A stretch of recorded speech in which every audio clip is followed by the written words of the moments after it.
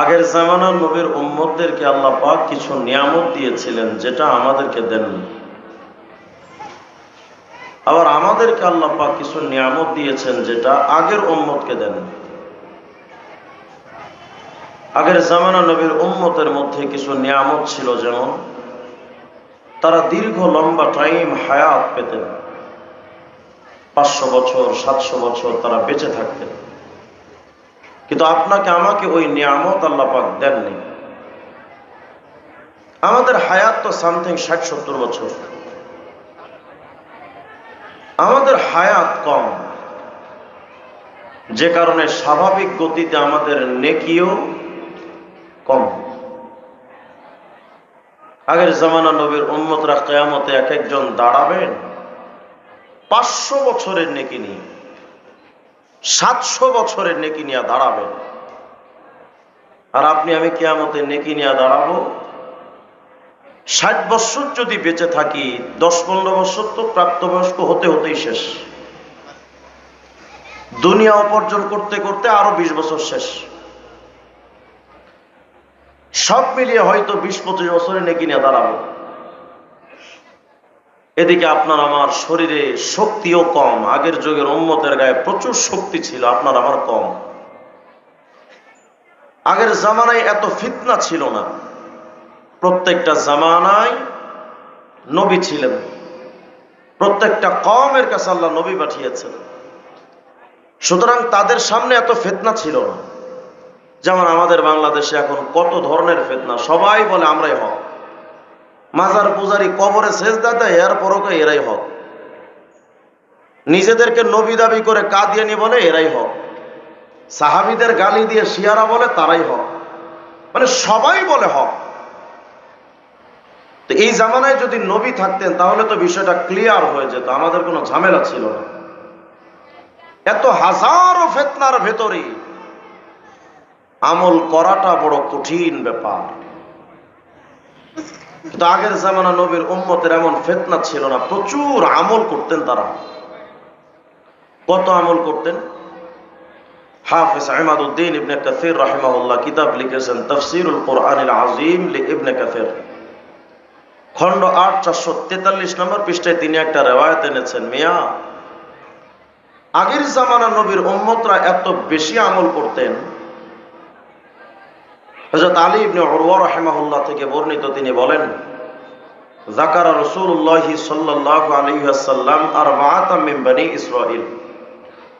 আল্লাহর হাবিব বনি ইসরাঈলের 4 জন মানুষের জীবনী নিয়ে একদিন কথা বলছিলেন যে, সাহাবীরা, বনি ইসরাঈলের 4 জন মানুষ ছিল, এই মানুষগুলো এত বেশি আমল করত যে আবাদুল্লাহ 80 আমা, জীবনের 80টা বছর টানা আল্লাহর ইবাদত করে সময় কাটিয়ে দিয়েছে। সুবহানাল্লাহ বলবেন না? সুবহানাল্লাহ। একটু সরে দিতে হবে, গ্লাসটা সব সরে ক্লিয়ার থাকলে ভালো।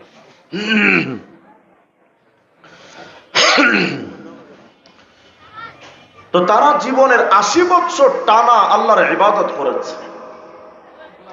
শুধু আমল করেছেন এমন নয়, এই 80 বছরের ভেতরে লাম ইয়াসুহু তরফাত আইন, এক মুহূর্তের জন্য তারা কোনো গুনাহও করেননি, শুধু আমলই করেছে। তাহলে তাদের আমল নামায় নেকির সংখ্যা কত বেশি হবে। আরেকটা হাদিস আসছে আদ-দুররুল মানসুর সুয়ুতি, খণ্ড 15 335 নম্বর পৃষ্ঠায়। বিশিষ্ট তাবী হযরত কাতাদা রাহিমাহুল্লাহ বলেন, কানা ফি বনি ইসরাঈল রাজুল, বনি ইসরাঈলে একজন মানুষ ছিল। এই মানুষটা এত বেশি আমল করত, তার আমলের একটা রুটিন ছিল, ইয়াকুমুল লাইল হাত্তা ইউসবিহ, তিনি সারা রাত তাহাজ্জুদে নামাজ পড়তেন। আবার যখন সকাল হতো, সুম্মা ইউজাহিদুল আদুওয়া বিন নাহার হাত্তা ইউমসি, সারা রাত পড়তেন তাহাজ্জুদ, আবার সারা দিন আল্লাহর রাস্তায় জিহাদ করতেন। এই লোকটা এভাবে 1-2 দিন না, ফাফাআলা যালিকা আলফা শাহর, জীবনের 1000 মাস কাটিয়ে দিয়েছে। জোরে কর, আরো জোরে কর। যত সুবহানাল্লাহ, আলহামদুলিল্লাহ, আল্লাহু আকবার যত আওয়াজ দিয়ে বলবেন, যত সৃষ্টি আপনার আওয়াজ শুনবে, সকল সৃষ্টি আল্লাহর কাছে আপনার জন্য সাক্ষ্য দিবে। আরো জোরে কর। আচ্ছা, কল্পনা করেন তো, যে লোকটা সারা রাত তাহাজ্জুদ করতেন, আবার সারাদিন জিহাদ, এভাবে করে 1-2 দিন না, ফাফালা যালিকা আলফা শাহর, জীবনের 1000 মাস কাটিয়ে দিয়েছে। তাহলে তাদের আমল নামায় নেকির সংখ্যা কত বেশি হতে পারে? 80 বছরের টানা নেকি, 1000 মাসের রাত দিনের 24 ঘন্টার নেকি। আগের উম্মত তো এমন নেকি নিয়ে দাঁড়াবে, কারো আমল নামায় থাকবে 500 বছরের নেকি, 1000 বছরের নেকি। আর আপনার আমার আমল নামায় কিয়ামতে ফেরেশতারা তাকায় দেখবে আগের জামানার উম্মতেরা আমল নামায় নেকির অভাব নাই, আর আমাদের আমল নামায় আকিস বিড়ির অভাব নাই। ঠিক না? আমাদের তো আমল নাই। হ্যাঁ, আপনার আমার আমল নাই, এ কথা তো ঠিক। কিন্তু সূরাত আলে ইমরান 110 নম্বর আয়াতে আল্লাহ তাআলা বলছেন, এই উম্মতে মুহাম্মাদি, তোমার আমল কম, নেকি কম। আরে হবেই তো, তুমি তো দুনিয়াতে বেশি হায়াত নিয়ে যাও নাই, আমি তোমাকে বেশি লম্বা টাইম হায়াত দেই নাই, তো তোমার নেকি তো কমই হবে। তবে শোনো, তোমার নেকি কম হতে পারে, কিন্তু আমি আল্লাহর কাছে কুনতুম খায়রা উম্মাহ, অতীতের সকল উম্মতের চাইতে তোমাদের মর্যাদা আমি আল্লাহর কাছে সবচাইতে বেশি। আপনার আমার দাম সবচাইতে বেশি। প্রশ্ন আসতে পারে, হুজুর এটা কেমন কথা হইল? দুনিয়াতে তো যার টাকা বেশি তার দাম বেশি, ঠিক না? দেখবেন হঠাৎ কোনো ফইন্নির বলা যদি টাকার মালিক হয়, মুরব্বীরা সালাম দিলেও জবাব নিতে চায়, আছে না? কারণ টাকার একটা দাম আছে আলাদা। তো দুনিয়াতে তো যার টাকা বেশি তার দাম বেশি, কিন্তু আখিরাতের মাসআলা, যার নেকি বেশি তার দাম বেশি। এখন প্রশ্ন হলো, হুজুর নেকি বেশি হলে দাম যদি কিয়ামতে বেশি হয়, তাইলে তো আমাদের মর্যাদা অন্য উম্মতের চেয়ে কম হওয়ার কথা, ঠিক না? কারণ আমাদের তো নেকি কম, আগের উম্মতের নেকি বেশি, তাদের দাম বেশি হবে। আমাদের নেকি কম, দাম কম হবে। কিন্তু একই কথা আল্লাহ বললেন যে আমাদের নেকি কম, আবার আমাদের দাম বেশি। এটা তো হিসাব কিতাব যোগ বিয়োগে তো মেলে না। আল্লাহ রাব্বুল আলামিনকে যদি প্রশ্ন করেন, আল্লাহ আমাদের হায়াতের টাইমটা তো কম, আমরা তো বেশি নেকি নিয়ে কিয়ামতে দাঁড়াতে পারবো না, আমাদের হায়াতের টাইম কম, শরীরটাও দুর্বল, আবার হাজারো ফিতনার ভিড়ে বেশি আমল করে তোমার দরবারে হাজির হতে পারবো না মালিক রে। তো আগের উম্মতের আমলের তুলনায় আমাদের আমল নামা তো প্রায় খালি খালি ভাব। তো আমাদের আমল নামা নেকি কম হওয়ার পরে আপনি দামটা আমাদের বাড়াবেন কেমনে, একটু বুঝায় দেন। সূরাতুল আনআমের 160 নম্বর আয়াতে আল্লাহ পাক বলেন, মা জাআ বিল হাসানাতি ফালাহু আশরু আমসালিহা।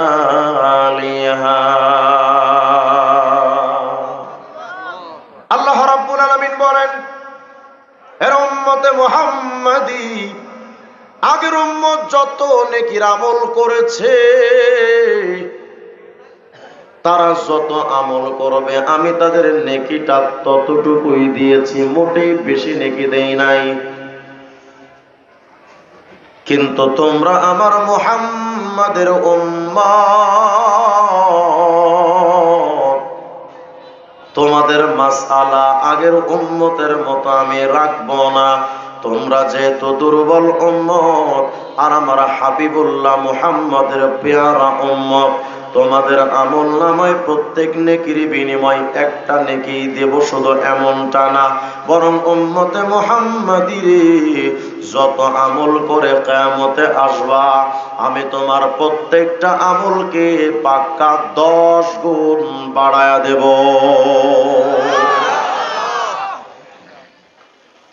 উম্মতে মুহাম্মাদি যদি এখন বলে আল্লাহ আমার 10 গুণ নেকি দিলে হবে না, কেন?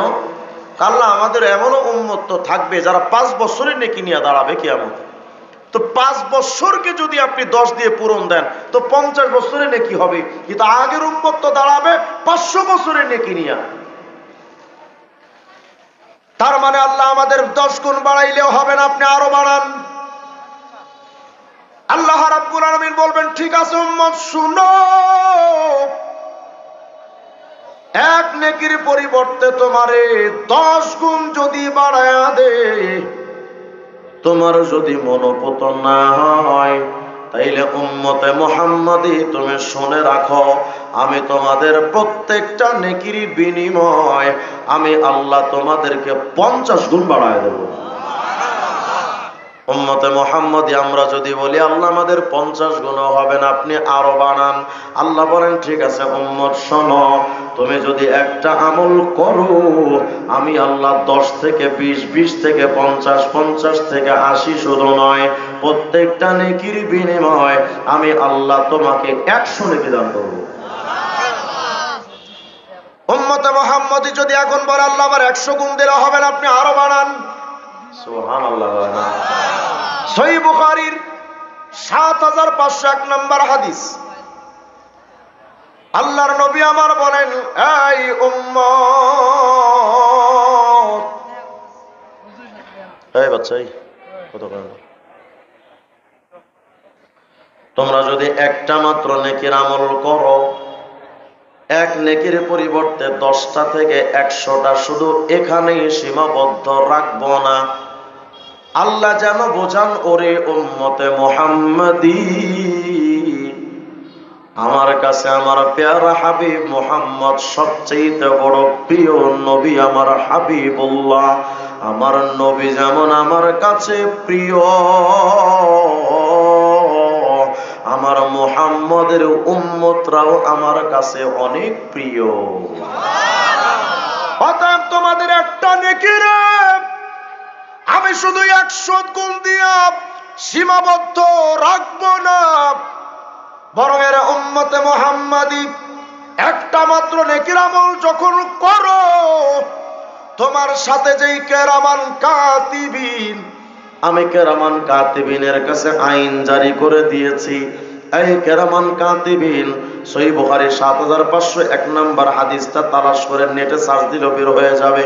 আল্লাহ পাক বলেন কেরামান কাতিবিন রে আমি আইন জারি করে দিলাম, এই কেরামান কাতিবিন ফাইন আমিলাহা আই ফাইন আমিলাল হাসানাতাল ওয়াহিদা, আমার উম্মতে মুহাম্মাদি যদি শুধুমাত্র একটা নেকির আমল করে নেয়, আমার উম্মতের আমল নামায়, আমার হাবিবের উম্মতের আমল নামায় শুধু একটার পরিবর্তে 10টা না, 20, 50 বা 100টা না, ফাকতুবুহা লাহু বিআশরি আমসালিহা ইলা 700 যায়ফাল, প্রত্যেকটা নেকির বিনিময় এদের আমল নামায় অন্তত 700 নেকি লেখা দাও। উম্মতে মুহাম্মাদি যদি এখন বলে আল্লাহ আমার 700তেও হবে না, আপনি আরো বাড়ান। সুবহানাল্লাহ। আমাদের মানুষের তো এমনি একটু চাহিদা, একটু খাই খাই চাহিদা না, আমরা যত পাই তত চাই। একটা গাড়ি কিনছে তো আরেকটা গাড়ির ধান্দা, একটা বাড়ি করেছে তো আরেকটা বাড়ির ধান্দা, মেম্বার হয়েছে তো চেয়ারম্যানের ধান্দা, চেয়ারম্যান হলো তো এমপির ধান্দা, এমপি হলো তো মন্ত্রীর ধান্দা, মন্ত্রী হওয়ার পর টাকলা মুরাদের মতো এখন বিদেশি প্রভুদের চামচা হওয়ার ধান্দা।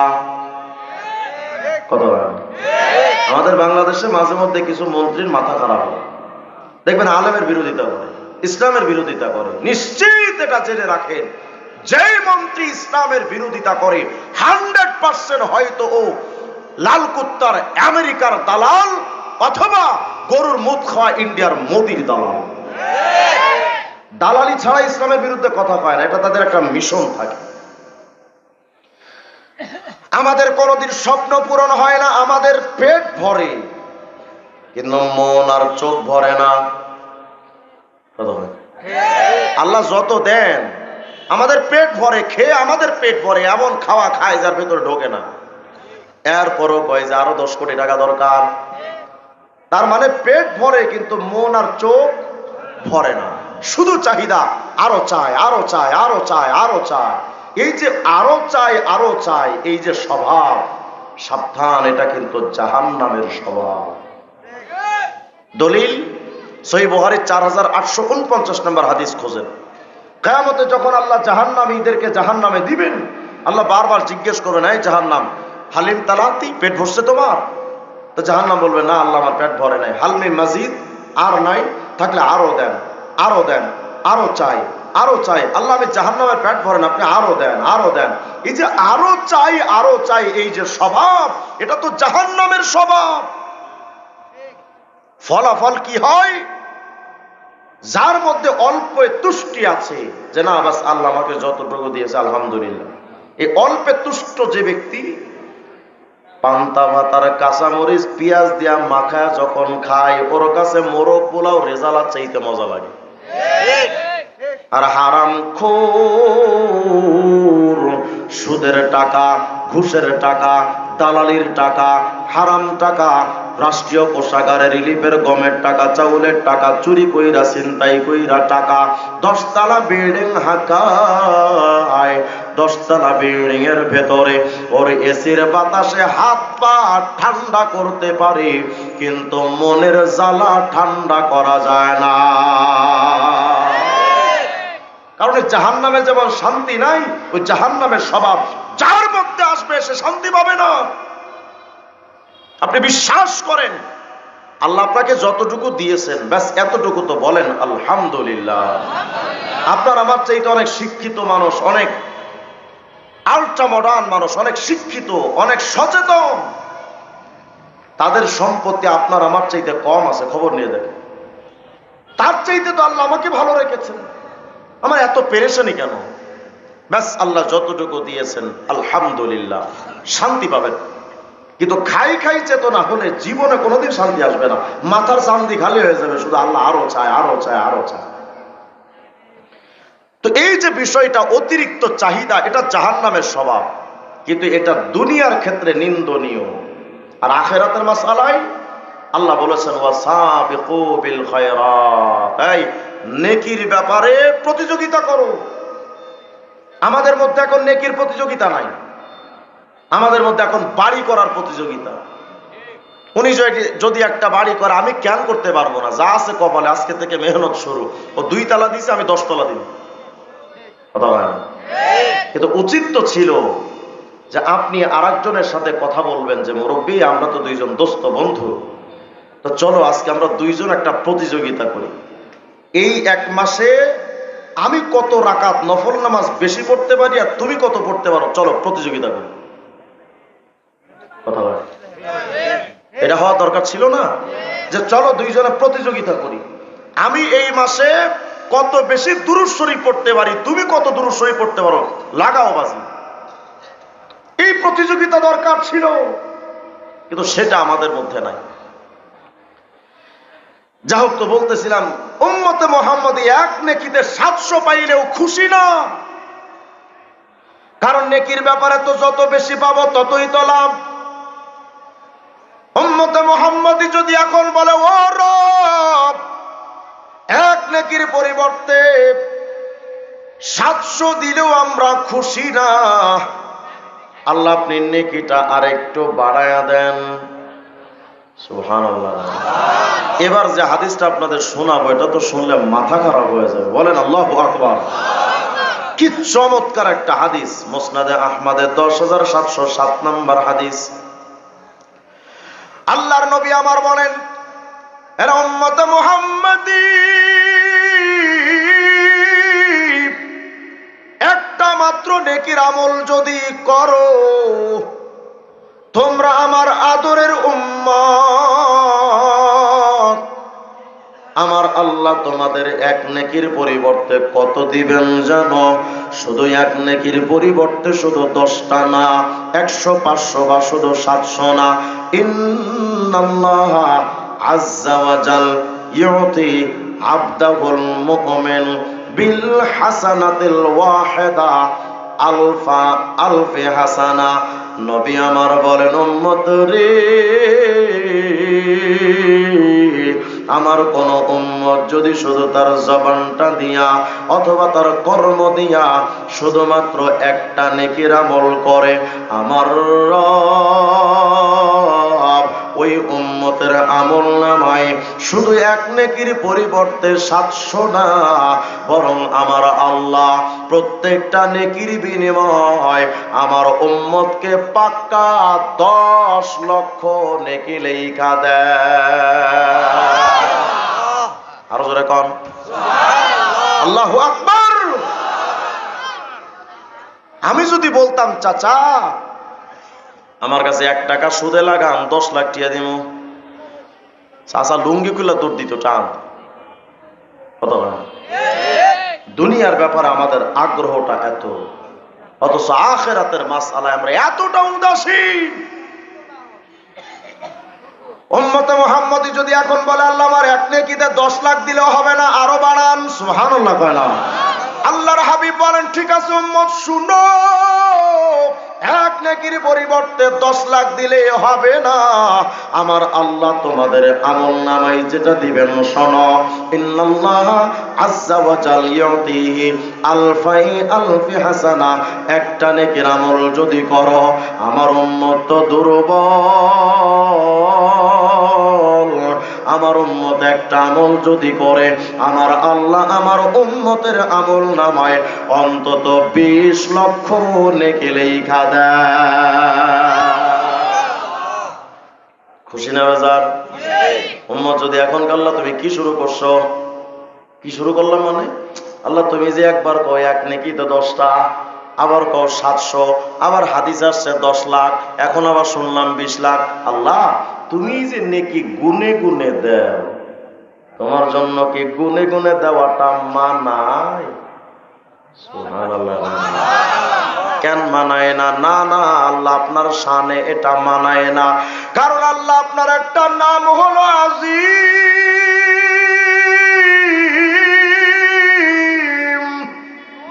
যার কোনো কুল কিনারা নাই।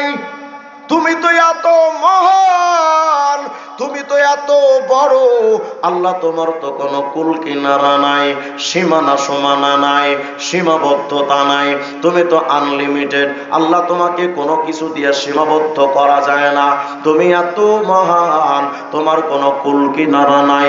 তো সীমাহীন খোদাই যদি সীমাবদ্ধ সংখ্যার নেকি দেয়, যেমন 10 লাখ এটাও তো সীমাবদ্ধ একটা সংখ্যা, 20 লাখ এটাও তো সীমাবদ্ধ একটা সংখ্যা। ও আল্লাহ তুমি তো সীমাহীন, তুমি যদি সীমাবদ্ধ নেকি দাও, এটা তোমার শানের সাথে মানায় না। এই বান্দা তুই কি কইতে চাস? আল্লাহ তুমি কি বুঝো না কি কইতে চায়? আনতা তাআলামু মা ফি সুদুরিনা, আমাদের অন্তরে খবরটা আল্লাহ তোমার জানা, আমরা কি কইতে চাই নিঃসন্দেহে তুমি জানো। আল্লাহ বুঝাইতে চায় তুমি যেমন সীমাহীন, আমরা যদি উম্মতে মুহাম্মদী একটা নেকির আমল যদি করি, ওই এক নেকির আল্লাহ এত নেকি চাই। তুমি যেমন সীমাহীন, আমরা মুহাম্মাদের উম্মত দুর্বল, আমাদের এক নেকির পরিবর্তে এত দিবা যার কোনো কুল কিনারা রাখা যাবে না। আল্লাহু আকবার। সূরাতুল গাফিরের 40 নম্বর আয়াত আল্লাহ পাক জবাব দিয়ে দিয়েছেন, শোনো উম্মত, ওয়া মান আমিলা সালিহাম মিন যাকারিল আও উনসা ওয়া হুয়া মুমিন ফাউলাইকা ইয়াদখুলুনাল জান্নাতা ইউরযাকুনা ফিহা বিগাইরি হিসাব।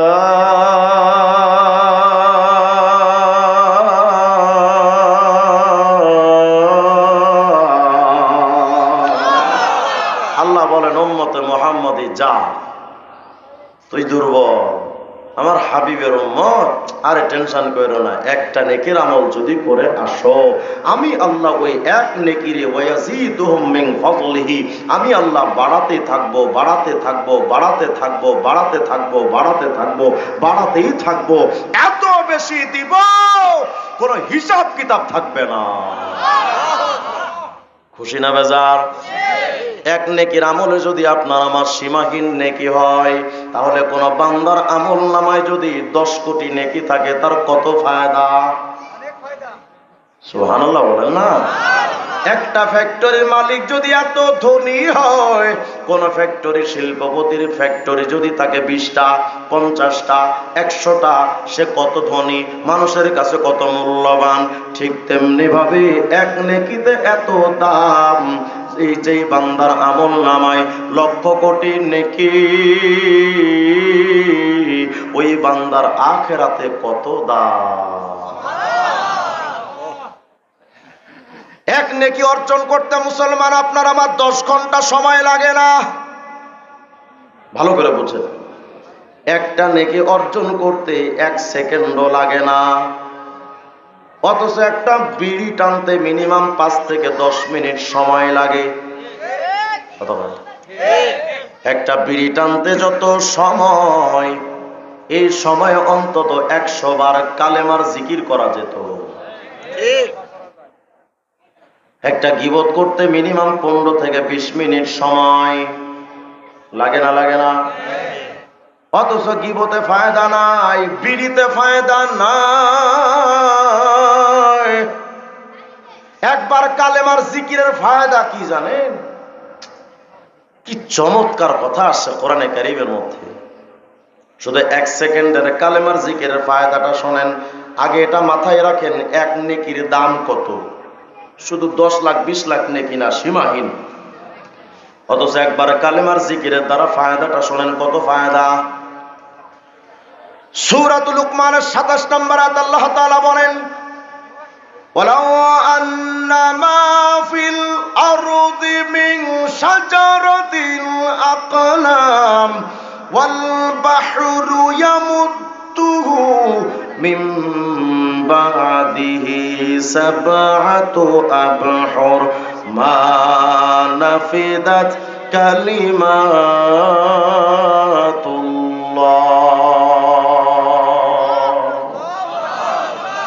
এই আয়াতের অর্থ সারা জীবন আমরা শুনেছি, এটা আল্লাহর কালেমা, আল্লাহর প্রশংসা লেখা বইলা শেষ করা যাবে না। 7 সমুদ্র 13 নদীর পানি শেষ হয়ে যাবে, কিন্তু আল্লাহর প্রশংসা লিখে শেষ করা যাবে না। এই কথাটা, এই আয়াতের অর্থ আজীবন তো আমরা এটাই শুনলাম। আজকে চলেন তো দেখি এই আয়াতের ভেতরে তাফসীরের মধ্যে কি মজা লুকিয়ে আছে। হযরত কাতাদা বলেন, এই মিয়া, আল্লাহ যে বললেন 7 সমুদ্র 8 সমুদ্রের পানি আর পৃথিবীর গাছগুলো কলম বানাইলে আল্লাহর কালেমা লেখা শেষ হয় না, এর অর্থ কি জানো? হযরত কাতাদা বলেন, আল্লাহ তাআলা আয়াত দ্বারা বুঝাতে চান, শোনো দুনিয়ার মানুষ রে, দুনিয়ার একটা সমুদ্রের সাথে আরো 7টা সমুদ্র জোড়া দিয়া 8টা সমুদ্র যদি বানায়া লও, এই 8 সমুদ্রের পানিরে যদি কালি বানায়া নাও, আর পৃথিবীর গাছগুলারে যদি কলম বানানো হয়, পৃথিবীর গাছগুলারে কলম বানায়া 8 সমুদ্রের পানিরে কালি বানায়া, এই কলম আর কালি দিয়া যদি আল্লাহর কোন বান্দা তার জবান দিয়া একবার পড়ে কালেমে তৈয়বা লা ইলাহা ইল্লাল্লাহ, এই কালেমা যদি আল্লাহর কোন বান্দা একটা বার জবান থেকে পড়ে, 8টা সমুদ্রের পানির কালি শেষ হয়ে যাবে, কিন্তু একবার কালেমে তৈয়বার জিকিরের নেকি লেখা শেষ হবে না। তো বলেন না, লা ইলাহা ইল্লাল্লাহ, লা ইলাহা ইল্লাল্লাহ, লা ইলাহা ইল্লাল্লাহ, লা ইলাহা ইল্লাল্লাহ, লা ইলাহা ইল্লাল্লাহ, লা ইলাহা ইল্লাল্লাহ। আওয়াজ দিয়ে এখন আল্লাহু আকবার। কষ্ট হইল মনে হয় একটু, না? কষ্ট আমি ইচ্ছা করে আপনাদেরকে দিলাম। এই কষ্টটা দুনিয়াতে করেন, মরার পরে বুঝবেন যে কষ্টটা দিলাম, এর বিনিময়ে আপনি কত কিছু পেয়ে গেলেন। বাজান, আফসোসের সাথে বলতে, 1 সেকেন্ডের আমলে এত বিরাট নেকি, অথচ এখানে এমনও মুরব্বি পাওয়া যাবে জীবনে তার জবানে যতটা গালি দিয়েছে, যতটা গীবত করেছে, যতটা বিড়ি টান দিয়েছে, হয়তো ততবার মালিকের কালেমার জিকির করার সুযোগ হয়নি তার। আছে না নাই? হায় আফসোস, 1 সেকেন্ডের আমলে কত বিরাট ফায়দা। এটা বোঝার জন্য তো লম্বা একটা ভূমিকা দরকার, আমার হাতে সময়ও কম। আমরা যে দুনিয়াতে বাস করি মাত্র 56,000 বর্গ মাইলের দুনিয়া,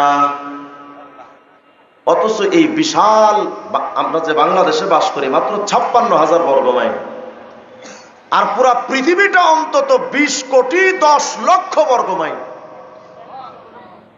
এই 56,000 বর্গ মাইলের বাংলাদেশটা কত বড়, অথচ এত বিরাট এই বাংলাদেশটা পৃথিবীর মানচিত্রে খুঁজলে আপনি খুঁজে পাবেন না যে বাংলাদেশ কোথায়। তাহলে পৃথিবীটা কত বড়? এই পৃথিবীটা যত বড়, বিজ্ঞানীরা লিখেছেন, দেখো এই পৃথিবীটা যত বড়, মাথার উপরে থাকা ছোট্ট সূর্যটা পুরা পৃথিবীর চাইতে আরো 13 লক্ষ গুণ বড়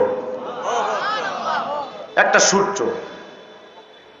অথচ এই সূর্যটা যত বড়, নাসার সায়েন্টিস্টরা লিখেছেন, দেখো আকাশে একটা তারকা আছে, একটা তারা, নাম হলো ইউআই স্কুটি। কত বড়? বলে ইউআই স্কুটি তারকাটা এত বড়, পৃথিবীর চাইতে 13 লক্ষ গুণ বড় যে সূর্য, ওই সূর্যের চাইতে ওই তারকা আরো 500 কোটি গুণ বড়। একটা তারকা যদি এত বড় হয়, গত কিছুদিন আগে ডিবিসি চ্যানেল থেকে একটা রিপোর্ট পেশ করেছিল যে আকাশে এক তারকা এত বড়, এমন ছোট বড় মাঝারি তারকা তো অনেক আছে। তা আকাশের তারার সংখ্যা কত? তারা লিখেছেন যে পৃথিবীর বালু কণা, মাটির কণা যত পরিমাণ হবে সংখ্যায়, আকাশে তারকার সংখ্যা তার চাইতে বেশি। তো এক তারকার অবস্থা যদি এই হয় যে সূর্যের চাইতে 500 কোটি গুণ বড়, ছোট বড় মাঝারি তারকা তো আছে, তাহলে একটু কল্পনা করেন তো, যেই আকাশে এত বিরাট বিরাট তারকা দিয়ে ভরা, ওই আকাশটা কত বড়। সুবহানাল্লাহ বলবেন না? এটা কি ক্ষুদ্র মাথায় কল্পনা করা সম্ভব? এই আকাশটা এত বড়, অথচ এই আকাশটা সবচেয়ে ছোট। দ্বিতীয় আসমান প্রথম আসমানের তুলনায় কোটি কোটি গুণ বড়। এভাবে করে ধারাবাহিকভাবে সপ্তম আসমান সবচেয়ে বড়। তো সপ্তম আসমানটা কত বড়? 7 তবক জমিন আসমান কত বড়? জামিউল উলুম আল হিকামের মধ্যে ইবনে রজব হাম্বলি রাহমাতুল্লাহ আলাইহি একটা রিওয়ায়াত নকল করেছেন সালমান আল ফারসি রাদিয়াল্লাহু আনহু থেকে। তিনি বলেন, মিয়া মিজানের পাল্লাটা কত বড় জানো? তিনি বলছেন, এই 7 তবক জমিন আসমান যত বড়, পুরা 7 তবক জমিন আসমানকে যদি মিজানের পাল্লায় ঢুকানো হয়, 7 তবক জমিন আসমান মিজানের পাল্লায় ঢুকে যাবে, কিন্তু মিজানের পাল্লার পেট ভরবে না। আল্লাহু আকবার বলেন না? তো মিজানের পাল্লা কত বড়, এটা কি ক্ষুদ্র মাথায় কল্পনা করা সম্ভব? আচ্ছা, মিজানের পাল্লা যে এত বড়, আপনি আমি চান্দুর আমল যদি ওই মিজানের পাল্লায় দেওয়া হয়, খুঁজে পাওয়া যাবে? খুঁজে? তাহলে দেখেন, আমি চমৎকার একটা রিওয়ায়াত হাদিস আপনাদেরকে শোনাই। আল্লাহর নবী আমার বলেন, উম্মতে মুহাম্মাদি 7 তবক জমিন আসমান দিলে যে মিজানের পাল্লা ভরে না, আল্লাহর কোন বান্দাই যদি শুধুমাত্র 1 সেকেন্ড সময় লইয়া জবানটা দিয়া যদি শুধু একটা বার জিকির করে, ছোট্ট একটা জিকির, নবী আমার বলেন, ওয়ালহামদুলিল্লাহ তামলাউল মিজান। নবী আমার বলেন, উম্মত রে শোনো, তোমার জবানটা দিয়া জাস্ট একটা সেকেন্ড সময় নিয়ে যদি একবার কও আলহামদুলিল্লাহ, বলেন না সবাই? আবার বলেন, আবার কোন? আল্লাহর নবী আমার বলেন, শুনো, আমার কোন উম্মত যদি তার জবানটা দিয়া এক সেকেন্ড সময় লইয়া যদি একবার শুধু কয় আলহামদুলিল্লাহ, 7 তবক জমিন আসমান দিলে যেই মিজানের পাল্লাটা ভরে না, একবার আলহামদুলিল্লাহ বললে পুরা মিজানের পাল্লাটা নেকি দ্বারা টইটম্বর হয়ে যায়। কয়বারের আলহামদুলিল্লাহ? তাহলে একবারের আলহামদুলিল্লাহ যদি এত নেকি হয়, যেই বান্দার আমল নামায় প্রতিদিন সকালে 100 বার আলহামদুলিল্লাহ, সন্ধ্যায় 100 বার আলহামদুলিল্লাহ, সকালে 100 বার লা ইলাহা ইল্লাল্লাহ, সন্ধ্যায় 100 বার লা ইলাহা ইল্লাল্লাহ, যেই বান্দার আমল নামায় প্রতিদিন 200 বার করে 100-200 বার করে এই জিকির গুলো থাকবে, তার আমল নামায় নেকি কত? সুবহানাল্লাহ বলেন না? অথচ মুসলমানের খবর নাই। ফজরের নামাজ পড়েই চায়ের দোকানে বসে বাস গীবত দিয়ে শুরু, ঘুমের আগ পর্যন্ত গীবত চলতে থাকে আমাদের। ভাবতেছেন হুজুর এত চেষ্টা করে গীবত তো বন্ধ হয় না। হবে না। এই জবানে যতদিন পর্যন্ত আল্লাহর জিকির চালু না হবে, গীবত বন্ধ হবে না। জিকির কি নাপাক নাকি পাক? বলেন না, নাপাক না পাক? আর গীবত কি পাক না নাপাক? তো যেই মুখে নাপাক থাকে ওই মুখে পাক হয় কেমনে? কথা বুঝেন নাই? কষ্ট হচ্ছে মনে হয় আপনাদের, না? নাকি বিরক্ত হচ্ছেন আপনারা? বিরক্ত হওয়াটাই স্বাভাবিক। এই সমস্ত ওয়াজ তো এখন মাহফিলে চলে না। এখন চলে হুজুর আপনি তাহিরি আঙ্কেলের মতো একটু ডিজে নাচ দেন, লাভ হবে কি আমাকে বলেন? সারা দিন যদি আমি তামাশা করে গেলাম তা আপনারা কি জন্য আসবেন এখানে? আমরা তো আসছি এখানে কিছু দিন শেখার জন্য, ঠিক না? এজন্য এগুলো শোনেন। এখন বাংলাদেশের হালত হয়েছে এই সমস্ত ওয়াজ করলে মানুষ উঠাউঠি শুরু করে, ভাল লাগে না। যদি নাচানো যেত, হাসাতে হাসাতে একেবারে শোয়ানো যেত, আরে হুজুর একটা আনছিল রে, হাসাইতে হাসাইতে আমাদের হুতা আলাইছে, তা আপনার লাভ হয়েছে কি? হাসার জন্য তো হিরো আলম আছে, কথা হয় না? এই স্টেজ গুলো তো মানুষকে আমল শেখানোর স্টেজ, এটা তো তামাশার জন্য না। তাহলে এক জিকিরে যদি এত বিরাট ফায়দা হয়, আমরা কত সময় লস করে ফেলেছি একটু হিসাব কষেন না। জান্নাতি মানুষের জীবনে কোন আফসোস থাকবে না, কারণ জান্নাতি মানুষের অবস্থা এমন হবে, মা তাশতাহি আনফুসুকুম, যা জান্নাতীদের মনে চাবে আল্লাহ সব দিয়া দিবে। জান্নাতীদের মনে কোনো আফসোস থাকবে না। কিন্তু জান্নাতীদের মধ্যে একটা আফসোস থাকবে, আহারে দুনিয়ার ওই সময়টা যদি আমি জিকিরও কাটায়া আসতাম, আজকে আমার মূল্যটা আরো বেড়ে যেত।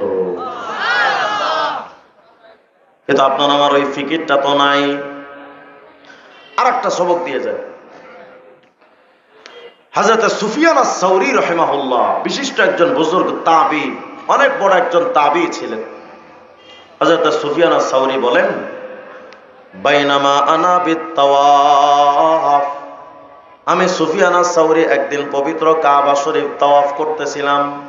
শুনতেছেন তো? মনোযোগ মনোযোগ। হযরত সুফিয়ান বলেন, একদিন আমি কাবা তাওয়াফ করতেছিলাম। ইয রাআইতু রাজুলান লা ইয়ারফাউ কদামাহু ওয়া লা ইয়াদাউ কদামাহু ইল্লা ইউসাল্লি আলান নবী সাল্লাল্লাহু আলাইহি ওয়াসাল্লাম। পবিত্র কাবা তাওয়াফ করার সময় আমি কাবার সামনে আরেকজন যুবকের দিকে আমার নজর পড়ে গেল। আমি তাকায় দেখি আমি যেমন কাবার চতুর্পাশে তাওয়াফে ঘুরতেছি, ওই যুবকও দেখি কাবা তাওয়াফে ঘুরতেছে। কিন্তু ওই যুবকের মধ্যে একটা আমল দেখলাম, ওই যুবক প্রত্যেকটা কদম ফালানোর সময়, উঠানোর সময়, প্রতিটা কদমে কদমে ওই যুবক দেখতেছিলাম পড়তেছিল আল্লাহুম্মা সাল্লি আলা মুহাম্মদ, দুরূদ শরীফ পড়তেছিলেন। ওই যুবকের মধ্যে এই আমলটা আমি যখন দেখলাম, আমি যুবকরে ডাইকা বললাম, এই যুবকে দিকা তারাকতা তাসবিহ ওয়া তাহলিল, তুমি তো সুবহানাল্লাহ কও না, আলহামদুলিল্লাহ কও না, ওয়া আকবালতা বিসসালাতি আলান নবী সাল্লাল্লাহু আলাইহি ওয়াসাল্লাম। আমি তোমার দিকে লক্ষ্য করে দেখলাম তুমি সুবহানাল্লাহ কও না, আলহামদুলিল্লাহ কও না, কিন্তু প্রচুর পরিমাণ দুরূদ শরীফের আমল করো। এই যুবক, হাল ইনদাকা ফি হাদা মিন শাই, এর মধ্যে তোমার গোপন কোনো বিষয় আছে নাকি? কোনো আশ্চর্যজনক ঘটনা কি তোমার আছে? কোনো হিকমত আছে কিনা? থাকলে আমাকে একটু খুলে বলো না। ওই যুবক তখন ডাইকা বলে, আল্লাহর ওলি সুফিয়ান রে,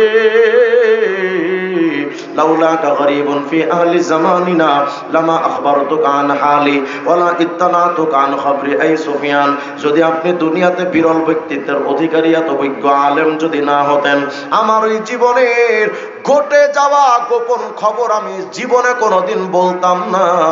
কিন্তু যেহেতু আপনি যুগের বিজ্ঞ একজন আলেম, এজন্য আপনার কাছে বলাটা আমি বাঞ্ছনীয় মনে করি। তো শোনেন সুফিয়ান, আমার জীবনে একটা মারাত্মক ঘটনা ঘটে গেছে। আমার বাবা যখন জীবিত ছিলেন, খরাজতু আনা ওয়া ওয়ালিদি হাজ্জাইনা ইলা বাইতিল্লাহিল হারাম, আমি আমার বাবারে নিয়া একদিন হজ ব্রত পালন করার জন্য আমি নিজের ঘর থেকে আমি আর আমার বাবা বের হলাম। কাবা শরীফে যাব, হারাম শরীফে পবিত্র কাবায় যাব হজ পালন করার জন্য।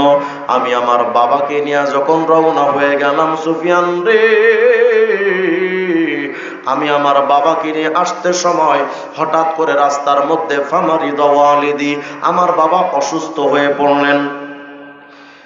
ওই জামানাটা তো এমন, যেখানে রেস্ট হাউসের ব্যবস্থা নাই, আবাসিক হোটেলও এমন ছিল না। মানুষ যখন হজ করতে যেত সাথে তাবুর জিনিস আসবাবপত্র নিয়ে যেত। আমার বাবা যখন অসুস্থ, আমার বাবাকে ট্রিটমেন্টের জন্য বা সেবা করার জন্য রাস্তার পাশে আমি একটা তাবু গাড়লাম। ওই তাবুর ভেতরে আমার বাবারে ঢুকাইলাম। আমি আমার বাবার মাথা টিপে দিব অথবা হাত পা একটু মাসাজ করে দিব। আমি যখন আমার বাবার কাছে গেলাম, হঠাৎ করে তাকায় দেখি ফামাতা ওয়ালিদি, আমি আমার বাবার মাথার কাছে দাঁড়াতেই দেখলাম আমার বাবা দুনিয়া থেকে বিদায় হয়ে গেছেন, মানে আমার বাবা ইন্তেকাল করেছেন। রাস্তার মাঝখানে আমি আমার বাবার মৃত্যুর অবস্থাটা দেখি আমি ঘাবড়ে গেলাম। কেমনে কি করব? আমি একা মানুষ, না তারে গোসল দিতে পারবো, না তারে জানাজা পড়াতে পারবো, না তারে আমি একলা দাফন করতে পারবো। কি এক পেরেশানিতে পড়ে গেলাম। মরুভূমির ময়দান, কেমনে কি করব, মাথায় কিছু ধরতেছিল না। এরপরে সবচেয়ে বড় মরার উপরে খরার ঘা, আমার বাবার চেহারার দিকে তাকায় দেখলাম ওয়াসওয়াদা ওয়াজহুহু, আমার বাবার চেহারার দিকে তাকায় দেখলাম মরার সাথে সাথে সুন্দর মানুষটার চেহারাটা একেবারে বিভৎস হয়ে গেছে, মানে অভিশপ্ত মানুষের মতো চেহারা, একেবারে কালা বিশ্রী হয়ে গেছে। আর এক বর্ণনায় আসছে, আর এক ঘটনায় ফি সূরাতি খিনজির, চেহারাটা মরার পর শূকরের মতো হয়ে গেল। আমার বাবার এই দৃশ্যটা দেখে আমি মনে মনে ভাবলাম, মানুষে যদি আমার বাপের এই দৃশ্য দেখে সারা জীবন আমার কথা শোনাবে। এজন্য আমি আমার বাবার মুখটারে ঢেকে দিলাম কাপড় দিয়া, কেউ যেন দেখতে না পারে। কিন্তু মুখটা ঢাইকা দিলাম, কিন্তু আমার পেরেশানি তো যায় না। কেমনে কি করব, মরা বাপ, ওদিকে আবার দ্রুত আমার হজ পালনে যাওয়ারও দরকার। বাবাকে এখানে একলা রাইখা যাবো বা কেমনে, আর কি করব, একলা মানুষ, কিছুই তো বুঝে উঠে পারতেছিলাম না। হঠাৎ এই পেরেশান আর টেনশন নিয়ে আমার বাবার লাশের পাশে আমি কিছু সময়ের জন্য বসে থাকলাম। যখন আমি বসে আছি, হঠাৎ করে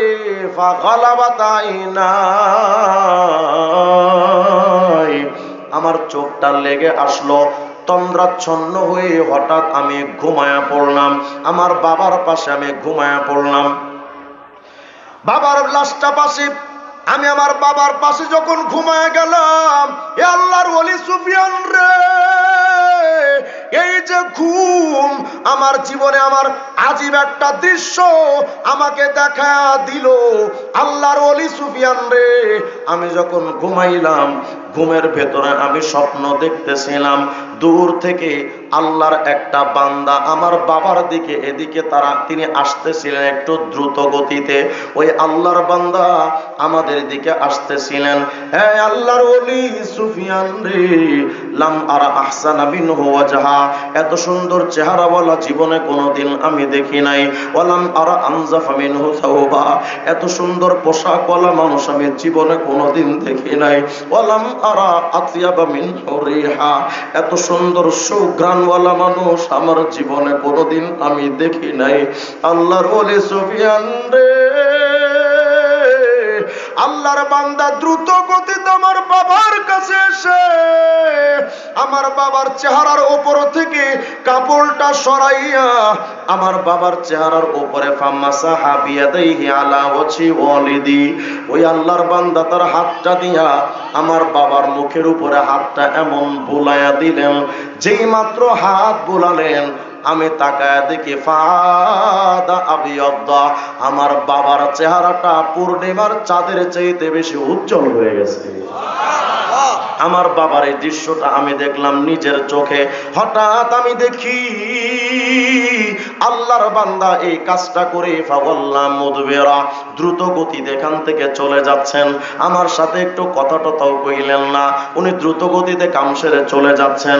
আমি যখন দেখলাম আমার এই কঠিন বিপদের সময় আল্লাহ যে লোকটারে পাঠাইলো, নিঃসন্দেহে তিনি সাধারণ কোনো মানুষ হবে না, নিঃসন্দেহে তিনি গুরুত্বপূর্ণ কোনো মানুষ হবেন, কিন্তু আমি লোকটার জীবনে কোনো দিন দেখি নাই। যখন লোকটা দ্রুত গতিতে চলে যাচ্ছেন, এ আল্লাহর ওলি, আমি একটা দৌড় দিয়া লোকটার পেছনে গিয়া তার কাপড়টা টেনে ধরলাম। আমি জিগাইলাম, আল্লাহর বান্দা আপনি কে? এমন কঠিন সময় আপনি আইলেন, কে গো আপনি? আপনার নামটা তো কন, আপনার পরিচয়টা তো একটু বলে যান। কোথায় গো বাড়ি আপনার? এত কঠিন বিপদে আপনি পাশে আইলেন, কে গো আপনি? নাম ঠিকানা তো একটু বলে দেন। আল্লাহর বান্দা পেছন ঘুরে যুবকটার দিকে তাকায় বলে, কি রে যুবক, আও আমার তারিফুনি, আমার তুমি চিনো নাই? আনা নাবিয়্যুকা সাহিবুল কুরআন, আর আমি তো রাহমাতুল লিল আলামিন, তোমাদের নবী। ও আল্লাহর নবী কেন আইলেন? আমার বাবা তো পাপী, আমার বাবার চেহারাটা এত পাপ করেছে যে বিভৎস হয়ে গেছে, আপনি আমার বাবার কাছে কেন আইলেন? আল্লাহর হাবিব তখন ডেকে বলছেন, যুবক রে, ইন্না ওয়ালিদাকা কানা মুসরিফান আলা ওয়াজহিহি, এই জায়গাটা মনোযোগ দিয়ে শোনেন, এই ঘটনা বলার মূল কথা হলো এটা। এই যুবক, তোমার বাবা ছিল একজন মারাত্মক লেভেলের পাপী, কিন্তু যুবক রে, আমি নবী এমন তোমার বাবার ব্যাপারে একটা খবর জানি। পুরা পৃথিবীতে হাদিসের মধ্যে আসে, পৃথিবীর কোন প্রান্ত থেকে আল্লাহর কোন বান্দাই যদি মায়ার নবীর নামে একবার দরুদ শরীফ পাঠায়, ফেরেশতারা ওই বান্দার নাম, তার বাপের নাম, তার বংশের নাম, তার এলাকার নাম সুদ্ধা আল্লাহর নবীর রওজা আতহারে পৌঁছায় দেয়। মায়ার নবী আমার বলেন, যুবক রে, তোমার বাবা বড় পাপী,